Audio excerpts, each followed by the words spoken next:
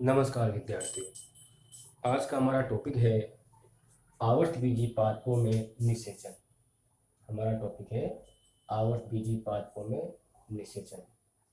आवर्तबीजी पादपों में निषेचन की प्रक्रिया कैसे होती है, आइए इसको हम जानते हैं। पहले हम निषेचन को जानेंगे कि भाई निषेचन की प्रक्रिया क्या होती है, निषेचन किसे कहते हैं। आप सभी जानते हो निषेचन एक आवश्यक घटना है।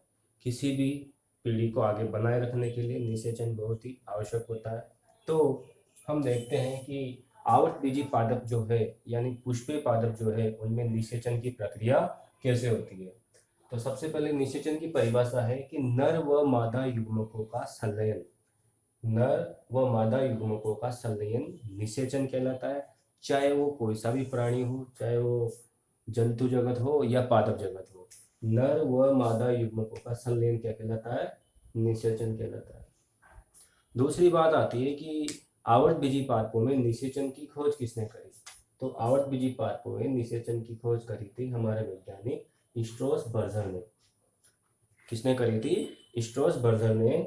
और वो थे हमारे कौन सा पौधा, लीलियम पौधा। तो आवर्तबीजी पादपों में निषेचन की खोज करने वाले जो वैज्ञानिक थे उनका नाम है स्ट्रॉस बर्जर, और स्ट्रॉस बर्जर ने ये काम किया था लीलियम पादप में। लीलियम को जानते हो आप, कनेर को कहते हैं लीलियम, ठीक है। तो कनेर में इन्होंने खोज करी। जब इन्होंने खोज करी तो किस समय खोज करी कि भाई निषेचन कब होता है। सबसे पहली बात तो ये है कि निषेचन का समय क्या है। तो निषेचन का समय होता है कि जब परागकण वर्ती कागर पर पहुंचते हैं, ये वाली स्थिति। मैंने थोड़ा बड़ा बना रखा है, ये परागकण है और ये वर्ती कागर है। यानी ये परागकण जब वर्ती कागर पर पहुंचता है तब निषेचन की घटना होती है। तो उस समय क्या क्या स्थितियां बनती है देखते हैं कि जब परागकण वर्ती काग्र पर पहुंचते हैं तो इस समय वर्ती काग्र द्वारा शर्करा, रेजिन आदि का स्त्राव किया जाता है। तो इस समय ऐसा तो है नहीं कि परागकण आएगा और वर्ती काग्र पर तो वर्ती काग्र के द्वारा कुछ चिपचिपे ऐसे स्त्रावित किए जाते हैं जिससे परागकण आकर वहां पर चिपक जाता है। यानी कुल मिलाकर के ये ऐसे मान लीजिए ये मेजबान है और ये मेहमान है। तो मेहमान के आने के लिए हम जिस तरह से पूरी व्यवस्था करते हैं चाय पानी की, वैसे ही ये जो वर्ती काग्र हैं ये परागकण के स्वागत में शर्करा और रेजिन का स्त्राव करता है। किसका स्त्राव करता है? शर्करा और रेजिन का। यानी जब भी ये मेहमान रूपी परागकण यहाँ पर आएगा तो इस रेजिन के, इस वर्ती काग्र के द्वारा यानी मादा भाग के द्वारा कुछ उसको परोसा जाएगा। क्या परोसा जाएगा, क्या दिया जाएगा? शर्करा और रेजिन। तो समझ में आई बात। तो उसको क्या दिया जाएगा? शर्करा और रेजिन दिया जाएगा उस समय यहाँ पर जब परागकण आएगा। तो ये स्थिति बनती है कि जब परागकण वर्तिकाग्र पर पहुंचते हैं तो इस समय वर्तिकाग्र के द्वारा शर्करा, रेजिन आदि का स्त्राव किया जाता है जो अंकुरण हेतु माध्यम प्रदान करते हैं। अंकुरण हेतु क्या करते हैं? माध्यम प्रदान करते हैं। किसी भी पादप होते हैं जैसे जंतु जगत में मादा के द्वारा फिरोमोन का स्त्राव किया जाता है, ठीक है। तो ये चीजें होती है। तो यहाँ पे तो ये हम देखेंगे कि जब परागकण वर्तिकाग्र पर पहुंचे तो इस वर्तिकाग्र ने क्या किया? शर्करा और रेजिन का स्त्राव कर दिया। तो परागकण आएगा, यहाँ चिपक जाएगा, बैठ जाएगा थोड़ी देर के लिए, क्या करना है क्या नहीं करना। तो ये शर्करा रेजिन का क्या करेगा? इस्तेमाल करेगा। और क्या होगा आगे? उसके बाद आता है अंकुरण का काल। अंकुरण काल किसे कहते हैं? यानी परागण में लगने वाला समय। परागण में लगने वाला समय क्या कहलाता है? अंकुरण काल कहलाता है। यानी जब परागण होगा तो उसमें कितना टाइम लग रहा है, यानी ये परागकण इस वर्तिकाग्र के पास आएगा तो इस समय ये इसके अंदर पराग नलिका यानी पोलन ट्यूब बनाएगा तो उस समय कितना समय लगेगा। तो ये कहलाता है हमारे पास परागण अंकुरण काल। अब इसकी प्रक्रिया क्या है, कैसे होता है ये? कि जैसे ही वर्तिकाग्र के पास कोई परागकण आता है तो वहां पे एक पोलन ट्यूब या पराग नलिका बनती है। तो अंतःचोल, हमने पहले पढ़ा है कि अंतःचोल पराग नलिका के रूप में निकलकर वर्तिकाग्र में प्रवेश कर जाता है। अंतःचोल पराग नलिका के रूप में निकलकर वर्तिकाग्र में प्रवेश करती है, ठीक है। तो ये हम लोग को याद रखना है कि कौन सी प्रक्रिया होती है। तो ये देखिए हम इसका स्ट्रक्चर बना रखा है हमने परागकण का। ये तो होती है बाह्य चोल और इसके अंदर होती है अंतःचोल, ये जिसपे 3 जनन छिद्र होते हैं, 3 2 3 की संख्या में, 1 2 3। तीनों में से कोई सा भी एक जनन छिद्र पोलन ट्यूब के रूप में वर्तिकाग्र के अंदर उसको भेद करके उसके अंदर प्रवेश कर जाता है, वर्तिका में चला जाता है। तो जनन छिद्र 3 होते हैं। तो इन जनन छिद्रों के आधार पर भी है, वैसे तो एक ही जो जनन छिद्र है वही पोलन ट्यूब बनाएगा, लेकिन कुछ पादप ऐसे हैं जिनमें ये पराग कण जो है वो एक से अधिक पराग नलिका बनाता है, उसको हम बोलेंगे बहुनलिकीय पराग कण। और जब एक ही पराग नलिका बनती है तो उसको हम क्या कहेंगे, उसको हम कहेंगे एक नलिकीय परागकण। बहुनलिकीय परागकण का उदाहरण क्या होता है, कुकर बीटेसी कुल के पौधे और मालवेसी कुल के पौधे। मालवेसी कुल में कौन आता है, गुड़हल। मालवेसी कुल में कौन आता है, गुड़हल। ठीक है।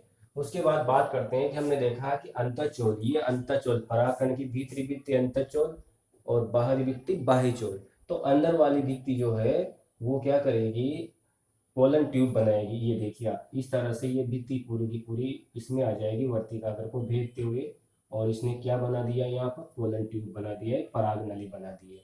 तो अब ऐसा हो गया, तो प्राय परागकण में एक ही पराग नली निकलती है। ऐसे परागकण जब एक ही पराग नली निकले तो उनको क्या कहेंगे, एक नली के परागकण कहेंगे। और जब एक से अधिक पराग नली निकले या एक से अधिक पराग नली उत्पन्न करने वाले पौधे हो तो उसे बहुनलिकीय परागकण कहते हैं, बहुनलिकीय परागकण। तो ये याद रखना आप लोगों को कि किस प्रकार से आवर्तबीजी पादपों में निषेचन होता है। अब इसकी प्रक्रिया आगे चलती है कि किस प्रकार से ये जो पराग नली आगे बढ़ती है इस वर्तिकाग्र में, यानी अब इसको हम आगे डिटेल से पढ़ेंगे थोड़े कि पराग नलिका की वृद्धि किस प्रकार से होती है।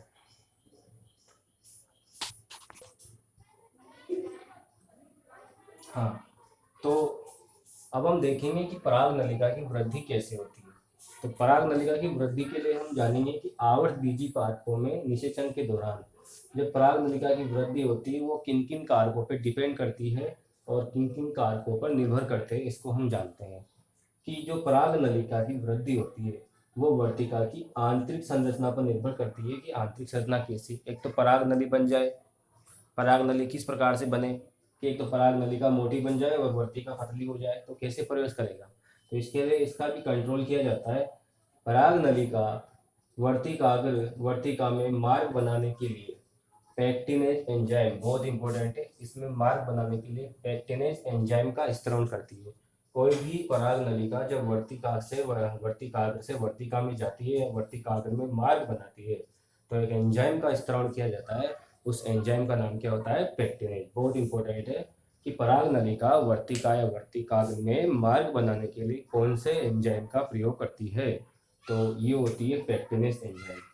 तो एक और चीज हमको याद रखना है कि पैक्टिनेज एंजाइम का स्त्रवण किसके द्वारा किया जाता है। पैक्टिनेज एंजाइम का स्त्रवण किसके द्वारा किया जाता है, तो हमारा उत्तर आएगा पैक्टिनेज एंजाइम का स्त्रवण पराग नलिका के द्वारा किया जाता है। उसके बाद हम बात करते हैं कि जो पराग नलिका है वो कहाँ जाती है, वो हमेशा अंडाशय की ओर ही वृद्धि करती है। पराग नलिका जो है वो हमेशा अंडाशय की ओर ही वृद्धि करती है। क्यों, ये जो पराग नलिका आ रही है ये पराग नलिका अंडाशय की तरफ ही जाएगी। ये अंडाशय है इधर ही पूरा, इस अंडाशय की ओर ही जाएगी। क्यों जाएगी, क्योंकि इसका कंट्रोल जो है वो अंडाशय वर्तिका बीजांड के रसायन इसका कंट्रोल करते हैं, तभी ये इस तरह की स्थिति बनती है। अन्यथा ये पराग नलिका कहीं भी जा सकती है। जैसे ही वर्तिकाग्र गिरेगी, वर्तिकाग्र में यहाँ से वर्तिका फट के इधर बाहर भी निकल सकती है। क्यों नहीं निकलती, क्योंकि इसका कंट्रोल किया जाता है। किसके द्वारा किया जाता है, अंडाशय वर्तिका और बीजांड के द्वारा।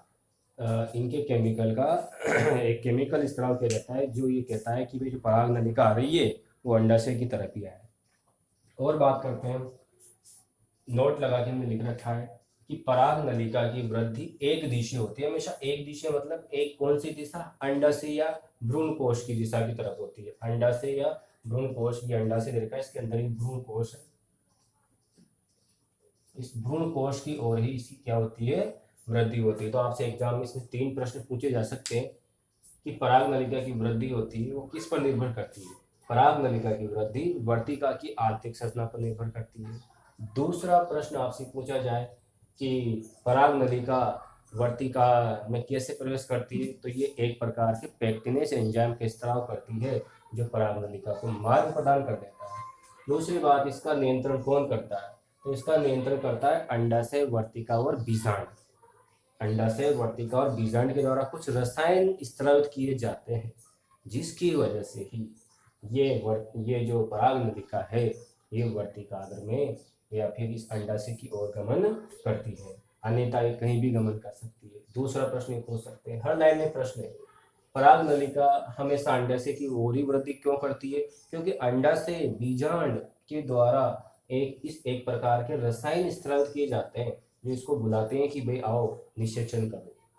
दूसरी बात ये इम्पोर्टेंट है कि पराग नलिका की वृद्धि कैसी होती है, एक दिशा होती है, आपको पता चली गया, हमेशा ये अंडाशय की या भ्रूणकोश की दिशा में जाती है। दूसरी बात रसायन अनुवर्ती होती है, रसायन अनुवर्ती यानी रसायन के अनुसार, केमिकल के अनुसार, बिना रसायन स्रावित किए, यानी अगर अंडाशय वर्तिका व बीजांड के द्वारा कोई भी रसायन अगर स्रावित नहीं किया जाएगा ना, तो फिर ये जो पराग नलिका है ये अंडाशय की ओर वृद्धि नहीं करेगी, तो निषेचन फेल हो जाएगा, जिसको हम असंगतता कहते हैं। इसको हम क्या कहते हैं, असंगतता। वैसे तो निषेचन होता है ना, तो पराग नली भ्रूणकोश के सिर्फ बीजांड द्वार वाले छोर से, इस बीजांड द्वार वाले छोर से ही पराग नलिका ये पराग नलिका प्रवेश करती है। अन्यथा अगर ये कहीं और जगह से प्रवेश कर जाए तो इसको हम क्या कहते हैं, असंगतता कहते हैं। तो विद्यार्थियों, आज हमने पढ़ा आवर्त बीजी पादपों में निषेचन, पराग नलिका की वृद्धि तक पढ़ा है। इसके बाद हम आगे अध्ययन करेंगे, ठीक है।